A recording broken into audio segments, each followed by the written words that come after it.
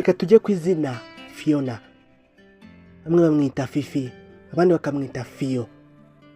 Phiona ni izina rihabwa abana b'abakobwa.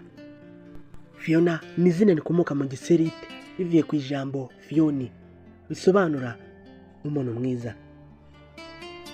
Bimwe mu biranga abitwa ba Phiona. Phiona ni umuntu uhorana ibintu ahora yibuka. Phiona ni umukobwa ugaragara neza inyuma. Phiona ni umuntu ukunda ibintu biri ku murongo. Phiona aba ari umuntu witonda nawe ubwo abizi. Phiona aba ari umunyamico myiza, bigorana ko bamubona hari umuntu yagiriye nabi. Phiona aba ari umuntu w'umunyempuhwe.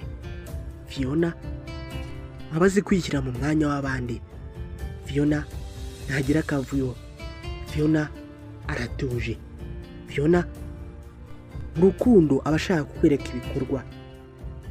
Phiona aratangaje, gusa ntabwo aba ashaka ko abantu bamutangarira. Phiona nta kintu na kimwe ashamadukira.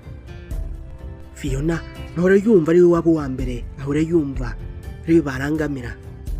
Phiona nta muntu n'umwe ajya yirengagiza mu buzima. Phiona ni umuntu uzi kugaragaza amarangamutima ye. Umwe mu myuga ba Phiona bakunda harimo gukina, ubuhanzi, ubwanditsi, gucuruza ndetse n'ubwarimu. Umunsi w'amahirwe kuri Phiona ni kuwa mbere ndetse no kuwa kane. Bamwe mu bantu bamenyekanye kuri rino zina Phiona harimo Phiona Mutesi wo muri Uganda, wavutse mu mwaka w'1996 ukina chess. Harimo kandi Phiona Shaw ndetse na Phiona Mbabazi w'umuririmbyi.